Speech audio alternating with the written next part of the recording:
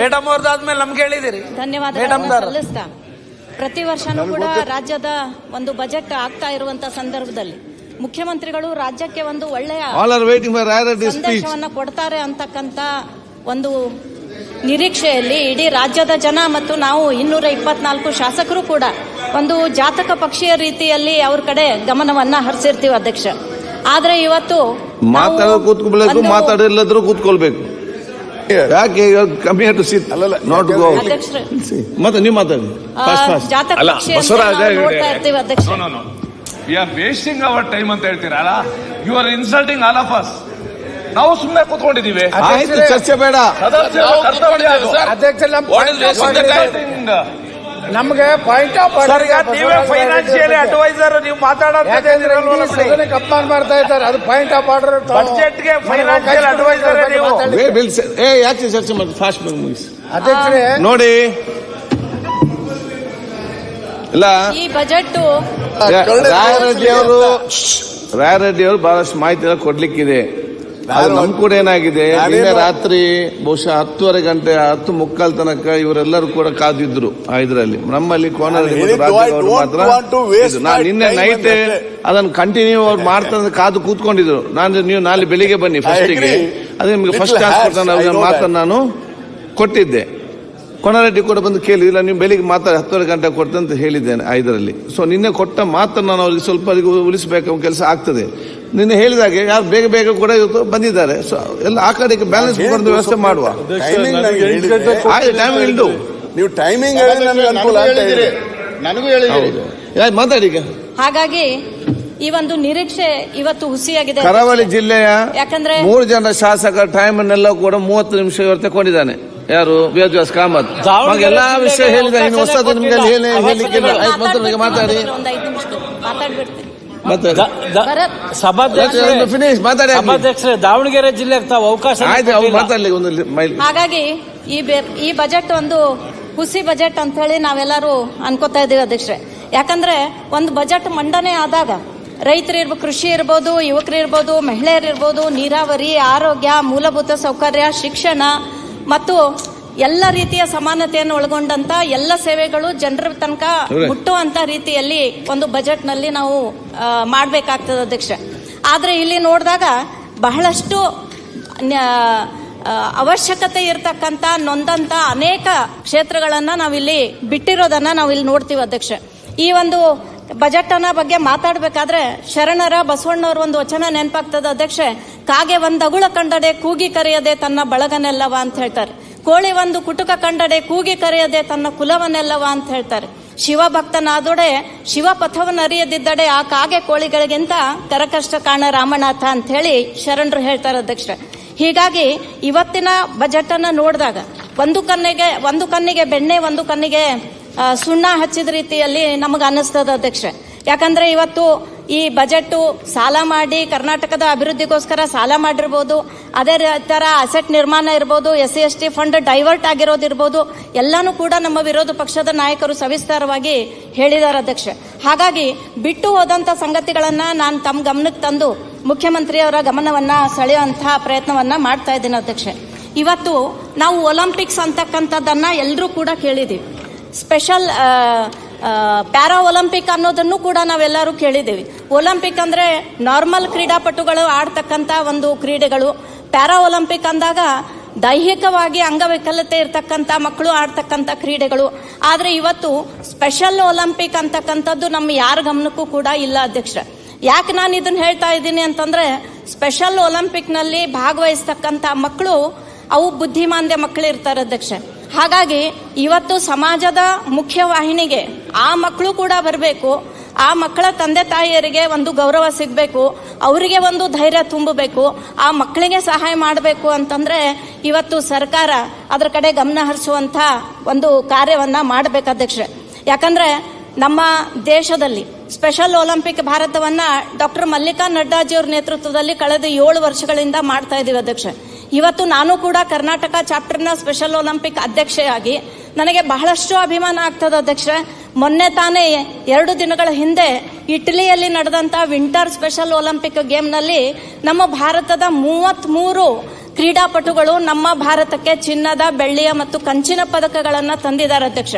ಎಷ್ಟು ಅಭಿಮಾನ ಅನ್ನಿಸ್ತದಂದ್ರೆ, ನಾರ್ಮಲ್ ಮಕ್ಕಳು ಮಾಡಬಹುದು, ದೈಹಿಕ ಅಂಗವೈಕಲ್ಯತೆ ಇರ್ತಕ್ಕಂಥ ಮಕ್ಕಳು ಮಾಡಬಹುದು, ಆದ್ರೆ ಇಂಥ ಮೆಂಟಲಿ ರಿಟಾರ್ಡೆಡ್ ಮಕ್ಕಳನ್ನ ಅಷ್ಟು ದೂರ ಒಯ್ದು ಅವರಿಗೆ ಈ ಭಾಗವಹಿಸಬೇಕು ಅಂತಂದ್ರೆ ಬಹಳ ಕಷ್ಟಪಡುವಂತಹ ಒಂದು ಪ್ರಮೇಯ ಇರ್ತದೆ ಅಧ್ಯಕ್ಷ.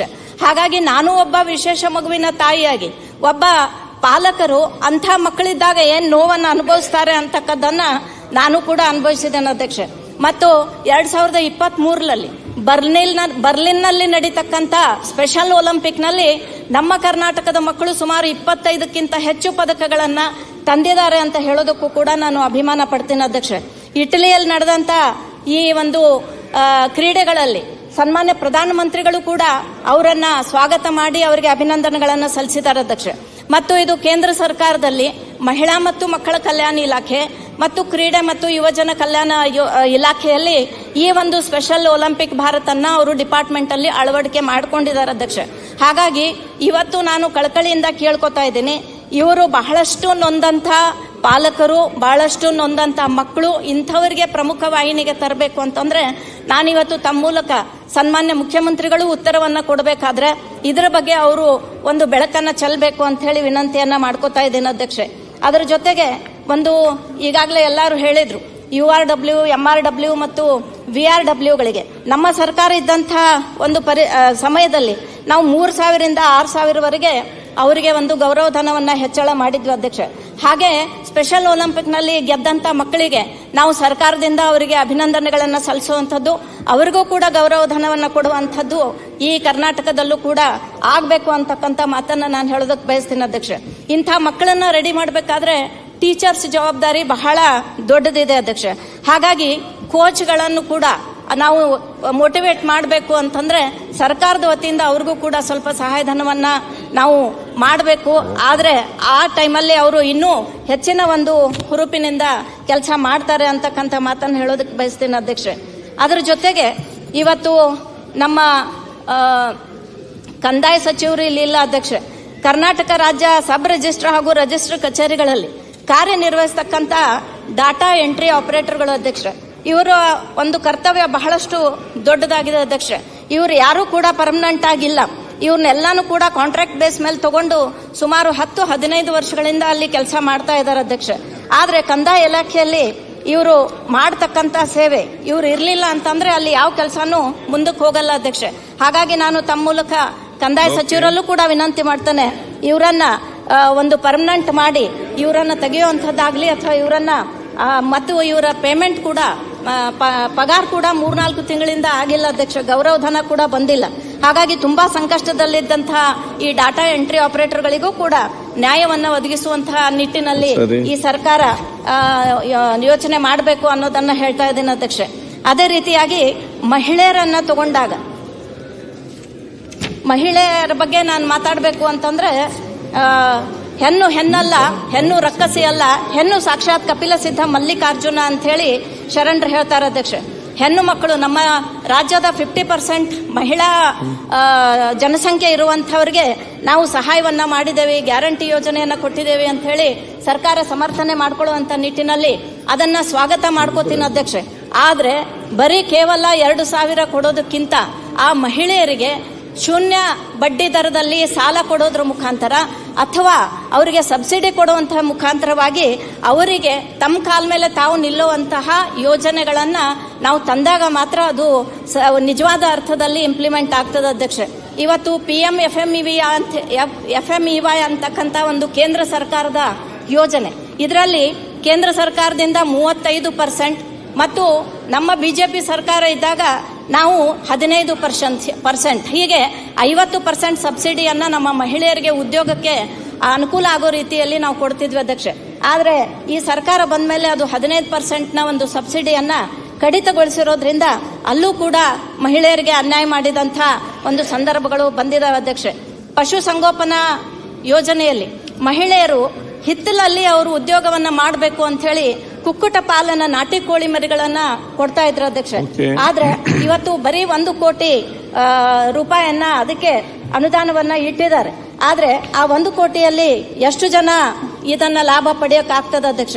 ಹಾಗಾಗಿ ಅದನ್ನ 25 ಕೋಟಿಗೆ ಏರಿಸಬೇಕು ಅಂತಕ್ಕಂಥ ಒಂದು ಮನವಿಯನ್ನ ಮಾಡ್ತಾ ಇದ್ದೀನಿ ಅಧ್ಯಕ್ಷೆ. ಅದೇ ರೀತಿಯಾಗಿ ನಮ್ಮ ಮಹಿಳೆಯರಿಗೆ ಮಹರ್ಷಿ ವಾಲ್ಮೀಕಿ ಪರಿಶಿಷ್ಟ ಪಂಗಡಗಳ ಅಭಿವೃದ್ಧಿ ನಿಗಮದಿಂದ ಮಹಿಳಾ ಸ್ವಸಹಾಯ ಸಂಘಗಳಿಗೆ ನಾವು ಸಾಲವನ್ನ ವಿತರಣೆ ಮಾಡ್ತಿದ್ವಿ ಅಧ್ಯಕ್ಷೆ.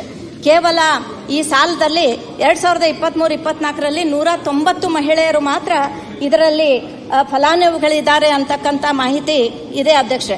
ಹಾಗಾದ್ರೆ ಈ ಒಂದು ಸಾಲವನ್ನ ಸುಮಾರು ಹೆಚ್ಚಿಗೆ ಮಾಡಿ ಇಲ್ಲಿ ಅನೇಕ ಮಹಿಳೆಯರು, ಇನ್ನೂ ಕೂಡ ಹೆಚ್ಚಿನ ಮಹಿಳೆಯರು ಇದರ ಲಾಭವನ್ನ ಪಡ್ಕೊಂಡ್ರೆ ಅವರು ಸ್ವಾಭಿಮಾನದ ಬದುಕನ್ನ ತಮ್ಮ ಜೀವನದಲ್ಲಿ ಬದುಕ್ತಾರೆ ಅಂತಕ್ಕಂಥ ಮಾತನ್ನ ನಾನು ಹೇಳೋದಕ್ಕೆ ಬಯಸ್ತೀನಿ ಅಧ್ಯಕ್ಷ. ಮಹಿಳಾ ಮತ್ತು ಮಕ್ಕಳ ಇಲಾಖೆಯಲ್ಲಿ ಮಹಿಳಾ ಅಭಿವೃದ್ಧಿ ನಿಗಮ ಬಹಳ ಇಂಪಾರ್ಟೆಂಟ್ ಅಧ್ಯಕ್ಷೆ. ನಮ್ಮ ಸರ್ಕಾರ ಇದ್ದಾಗ ಈ ಅಭಿವೃದ್ಧಿ ನಿಗಮದಿಂದ ಬಹಳಷ್ಟು ಹೆಣ್ಣು ಮಕ್ಕಳಿಗೆ ನಾವು ಬೇರೆ ಬೇರೆ ಸಾಲದ ಮುಖಾಂತರ ಅವರಿಗೆ ಹೆಲ್ಪ್ ಅನ್ನ ಮಾಡ್ತಿದ್ವಿ ಅಧ್ಯಕ್ಷೆ. ಆದ್ರೆ ಇವತ್ತು ಈ ಒಂದು ದೇವದಾಸಿ ಯೋಜನೆ, ಈ ದೇವದಾಸಿ ಚೇತನ ಯೋಜನೆ, ದೇವದಾಸಿಯರು ಲೈಂಗಿಕ ಕಾರ್ಯಕರ್ತೆಯರಾಗಿ ಅವರು ಸಮಾಜದಲ್ಲಿ ಬಹಳಷ್ಟು ನೊಂದಿರ್ತಾರೆ ಅಧ್ಯಕ್ಷ. ಅವರಿಗೆ ನಾವು ಸರ್ಕಾರದ ವತಿಯಿಂದ ಸಾಲದ ಮುಖಾಂತರ ಅವರಿಗೆ ಹೆಲ್ಪ್ ಅನ್ನ ಮಾಡಿದಾಗ ಅವರು ತಮ್ಮ ಜೀವನವನ್ನ ಒಳ್ಳೆ ರೀತಿಯಿಂದ ನಡೆಸೋದಕ್ಕೆ ಸಾಧ್ಯ ಆಗ್ತದೆ. ಆದ್ರೆ ಇಲ್ಲಿ ಸುಮಾರಾಗಿ 2023-24ರ ಆಯವ್ಯಯದಲ್ಲಿ 537.20 ಲಕ್ಷ ಈ ಒಂದು ಇಂಥ ಮಹಿಳೆಯರಿಗೆ ಒಂದು ಆಯವ್ಯಯದಲ್ಲಿ ಅನುದಾನ ಇಡಲಾಗಿತ್ತು ಅಧ್ಯಕ್ಷೆ. ಆದ್ರೆ ಇವತ್ತಿನ ದಿನವನ್ನ ನೋಡಿದಾಗ ಸುಮಾರು 5.55 ಕೋಟಿ ರೂಪಾಯಿ. ಆದ್ರೆ ಈ ವರ್ಷ 25-26ರಲ್ಲಿ ಸುಮಾರು 4.34 ಕೋಟಿ ಮಾತ್ರ ಇಲ್ಲಿ ಇಡಲಾಗಿದೆ ಅಧ್ಯಕ್ಷೆ. ಸುಮಾರು ಇದರಲ್ಲಿ 1.2 ಕೋಟಿ ರೂಪಾಯಿಗಳ ಕಡಿತ ಆಗಿದೆ ಅಧ್ಯಕ್ಷೆ. ಹಾಗಾದ್ರೆ ಅದಕ್ಕೆ ನಾನು ಹೇಳಿರೋದು ಒಂದು ಕಣ್ಣಿಗೆ ಸುಣ್ಣ ಒಂದು ಕಣ್ಣಿಗೆ ಬೆಣ್ಣೆ ಅಂತ ಹೇಳಿ 2,000 ರೂಪಾಯಿ ಗ್ಯಾರಂಟಿಯಲ್ಲಿ ಕೊಡ್ತೀವಿ ಅಂತ ಹೇಳಿ ಇಂಥ ಯೋಜನೆಗಳನ್ನ ನಾವು ಕಟ್ ಮಾಡಿದ್ರೆ ನಿಜವಾಗ್ಲೂ ಕೂಡ ನಮ್ಮ ಕರ್ನಾಟಕದ ಮಹಿಳೆಯರಿಗೆ ಅನ್ಯಾಯ ಆಗ್ತಾ ಇದೆ ಅಂತಕ್ಕಂಥದ್ದನ್ನ ನಾನು ಹೇಳೋದಕ್ಕೆ ಬಯಸ್ತೀನಿ ಅಧ್ಯಕ್ಷೆ. ಅದೇ ರೀತಿಯಲ್ಲಿ ಕರ್ನಾಟಕ ರಾಜ್ಯ ಮಹಿಳಾ ಅಭಿವೃದ್ಧಿ ನಿಗಮದಲ್ಲಿ ಸುಮಾರು KSFC ಇಂದ ನಾವು ಸಾಲಗಳನ್ನ ಮಹಿಳೆಯರಿಗೆ ಕೊಟ್ಟು ಸುಮಾರು 5 ವರ್ಷಗಳವರೆಗೆ ಅವರಿಗೆ ಒಂದು ಮರುಪಾವತಿ ಮಾಡುವಂತ ಅವಕಾಶವನ್ನು ಕೊಡ್ತಿದ್ವಿ ಅಧ್ಯಕ್ಷ. ಆದ್ರೆ ಇವತ್ತು ಕರ್ನಾಟಕ ರಾಜ್ಯ ಹಣಕಾಸು ಸಂಸ್ಥೆ ಮೂಲಕ ಮಹಿಳೆಯರಿಗೆ ಬಡ್ಡಿ ಸಹಾಯಧನಕ್ಕೆ ಅನುದಾನನೇ ಒದಗಿಸಿಲ್ಲ ಅಧ್ಯಕ್ಷ. ಹಾಗಾಗಿ ಈ ಅನುದಾನ ಕೂಡ ಮೊಟಕುಗೊಳಿಸಿ ಮತ್ತೆ ಗ್ಯಾರಂಟಿಯ ನಿಮಿತ್ತವನ್ನ ಇಂದಿನ ಸರ್ಕಾರ ಮತ್ತು ಇಂದಿನ ಬಜೆಟ್ ನಲ್ಲಿ ಹೇಳ್ತಾ ಇರೋದನ್ನ ನಾವು ನೋಡ್ತಾ ಇದ್ದೀವಿ ಅಧ್ಯಕ್ಷ. ಹಾಗಾಗಿ ಈ ಯಾವುದೂ ಕೂಡ ಅನುದಾನವನ್ನ ಕಟ್ ಮಾಡದೇನೆ ಗ್ಯಾರಂಟಿಗಳನ್ನು ಕೂಡ ಮುಂದುವರಿಸಬೇಕು ಅಂತ ಹೇಳಿ ಸರ್ಕಾರಕ್ಕೆ ನಾನು ಒತ್ತಾಯವನ್ನ ಮಾಡ್ತೇನೆ ಅಧ್ಯಕ್ಷ. ಆಯ್ತು ಅಧ್ಯಕ್ಷ, 2 ನಿಮಿಷ. ಅದೇ ರೀತಿ ನಮ್ಮ ಸೂಪರ್ವೈಸರ್ಗಳಿಗೆ, ನಮ್ಮಲ್ಲಿ ಏನ್ ಸೂಪರ್ವೈಸರ್ಗಳು ಅಂಗನವಾಡಿಯಲ್ಲಿ ಕಾರ್ಯವನ್ನ ಮಾಡ್ತಾ ಇದ್ದಾರೆ, ಅವರು ಎಲ್ಲಾ ಕಡೆಗೂ ಅವರು ಕ್ಲಸ್ಟರ್ ಅಲ್ಲಿ ಓಡಾಡಬೇಕಾಗ್ತದೆ ಅಧ್ಯಕ್ಷ. ಹಾಗಾಗಿ ನಮ್ಮ ಸರ್ಕಾರ ಇರ್ತಕ್ಕಂಥ ಸಂದರ್ಭದಲ್ಲಿ 50,000 ಬಡ್ಡಿ ರಹಿತ ಸಾಲವನ್ನ ಅವರಿಗೆ 2 ವೀಲರ್ ತಗೊಳ್ಳೋದಕ್ಕೆ ನಾವು ಕೊಡ್ತಾ ಇದ್ವಿ ಅಧ್ಯಕ್ಷ. ಆದ್ರೆ ಇವತ್ತು 25-26ರಲ್ಲಿ ಈ ಸರ್ಕಾರ ಯಾವುದೇ ರೀತಿಯ ಅನುದಾನವನ್ನ ಅವರಿಗೆ ಇಟ್ಟೇ ಇಲ್ಲ ಅಧ್ಯಕ್ಷರೇ. ಹಾಗಾಗಿ ಈ ಒಂದು ಸ್ಕೀಮ್ ಅನ್ನು ಕೂಡ ಬಿಟ್ಟು ಹೋಗಿದ್ದಾರೆ ಅಂತ ಹೇಳಿ ನಾನು ಹೇಳೋದಕ್ಕೆ ಬಯಸ್ತಾ ಇದ್ದೇನೆ ಅಧ್ಯಕ್ಷ. ಈ ರೀತಿಯಾಗಿ ಸುಮಾರು ಮಹಿಳಾ ಉದ್ಯಮಿಗಳಿಗೆ ಟ್ರೈನಿಂಗ್ ಕೊಡುವಂತ ಕಾರ್ಯ ಕೂಡ ನಾವು ಸರ್ಕಾರದ ವತಿಯಿಂದ ಮಾಡ್ತಾ ಇದ್ವಿ ಅಧ್ಯಕ್ಷ. ಯಾಕಂದ್ರೆ 18ರಿಂದ 45 ವರ್ಷ ವಯೋಮಿತಿ ಇರತಕ್ಕಂತ ಯುವತಿಯರಿಗೆ ಮತ್ತು ನಮ್ಮ ಮಹಿಳೆಯರಿಗೆ ಒಂದೇ ನಿಮಿಷ ಅಧ್ಯಕ್ಷ, ನಾವು ಟ್ರೈನಿಂಗ್ ಅನ್ನು ಕೊಟ್ಟಾಗ ಅವರು ಒಳ್ಳೆ ರೀತಿಯಿಂದ ಉದ್ಯೋಗಾವಕಾಶ ಕಲ್ಪಿಸಬಹುದು ಅಂತ ಹೇಳಿ. ಆದ್ರೆ ಈ ಟ್ರೈನಿಂಗ್ ಅನ್ನು ಕೂಡ 25-26ರಲ್ಲಿ ಈ ಯೋಜನೆಗೆ ಸರ್ಕಾರ ಯಾವುದೇ ಅನುದಾನ ಕೂಡ ಇಟ್ಟಿಲ್ಲ ಅಂತಕ್ಕಂಥದ್ದನ್ನ ತಮ್ಮ ಗಮನವನ್ನ ಸೆಳಿತೇನೆ ಅಧ್ಯಕ್ಷ. ಅದೇ ರೀತಿ ಬಹಳಷ್ಟು ವಿಷಯಗಳಿದಾವೆ ಅಧ್ಯಕ್ಷ.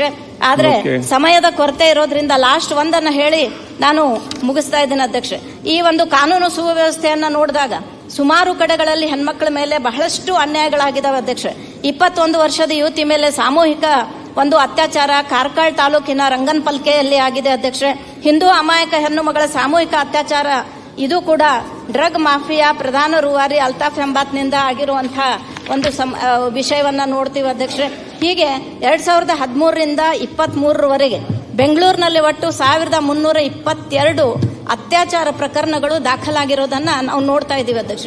ಹಾಗಾದ್ರೆ ಎಷ್ಟು ಜನರಿಗೆ ಇದರ ಒಂದು ಶಿಕ್ಷೆ ಆಗಿದೆ ಅಂತ ತೆಗೆದು ನೋಡಿದಾಗ ಕೇವಲ 10 ಪ್ರಕರಣಗಳಲ್ಲಿ ಮಾತ್ರ 0.76% ಮಾತ್ರ ಒಂದು ಶಿಕ್ಷೆ ಆಗಿರೋದನ್ನ ನಾವು ಇವತ್ತು ನೋಡ್ತಾ ಇದ್ದೀವಿ ಅಧ್ಯಕ್ಷೆ. ಹಾಗಾಗಿ ನಾನು ಕಳಕಳಿಯಿಂದ ಕೇಳ್ಕೊಳ್ಳುವಂತಹದ್ದು ಸನ್ಮಾನ್ಯ ಮುಖ್ಯಮಂತ್ರಿಗಳು ಮತ್ತು Okay. ಗೃಹ ಸಚಿವರು, ಆಯ್ತು ಅಧ್ಯಕ್ಷೆ ಒಂದೇ ನಿಮಿಷ, ಆಯ್ತು. ಗೃಹ ಸಚಿವರು ಇದರ ಕಡೆ ಗಮನ ಕೊಡಬೇಕು. ವಿಶೇಷವಾಗಿ ಹೆಣ್ಣು ಮಕ್ಕಳ ಮೇಲೆ ಮತ್ತು ಇನ್ನೊಂದು ಹೇಳ್ಬೇಕಂದ್ರೆ ಎರಡನೇ ತರಗತಿಯ ವಿದ್ಯಾರ್ಥಿ, ಒಂದು ಮೂಕ ಮತ್ತು ಕಿವುಡು ಇರ್ತಕ್ಕಂಥ ವಿದ್ಯಾರ್ಥಿ ಮೇಲೆ ಒಂದು ಅತ್ಯಾಚಾರ ಎಸಗಿರೋದು ಕೂಡ ನಾವಿಲ್ಲಿ ನೋಡ್ತಾ ಇದ್ದೀವಿ ಅಧ್ಯಕ್ಷ.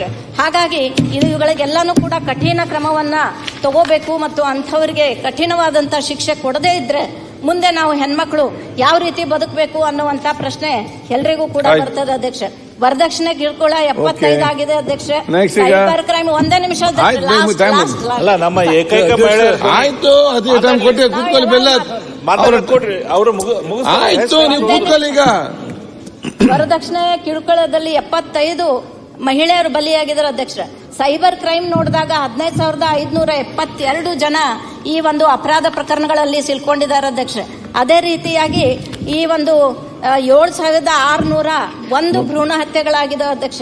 4,568 ವಂಚನೆ ಪ್ರಕರಣಗಳು, 15,575 ಸಾಮಾನ್ಯ ಕಳ್ಳತನ. ಈ ರೀತಿಯಾಗಿ ಬಹಳಷ್ಟು ಒಂದು ನಮ್ಮ ಬೆಂಗಳೂರಿನಲ್ಲೂ ಕೂಡ ಈ ಒಂದು ಕರ್ನಾಟಕದಲ್ಲೂ ಕೂಡ ಈ ರೀತಿ ಆಗ್ತಾ ಇದಾವೆ ಅಧ್ಯಕ್ಷ. ಹಾಗಾಗಿ ನಮ್ಮ ಬಾಲ್ಯ ವಿವಾಹ ಇರಬಹುದು ಅಥವಾ ಗರ್ಭಿಣಿಯರ ಸಾವಿರ್ಬೋದು, ತಾಯಂದಿರ ಸಾವಿರ್ಬೋದು, ಮಕ್ಕಳ ಸಾವಿರ್ಬೋದು, ಇದನ್ನೆಲ್ಲಾನು ನೋಡಿದಾಗ ಇನ್ನೂ ಕೂಡ ನಮ್ಮ ಕರ್ನಾಟಕ ರಾಜ್ಯ ಚಿಂತಾಜನಕವಾಗಿ ಈ ಒಂದು ಸಮಸ್ಯೆಗಳನ್ನ ಎದುರಿಸ್ತಾ ಇದ್ದೀವಿ ಅಧ್ಯಕ್ಷ.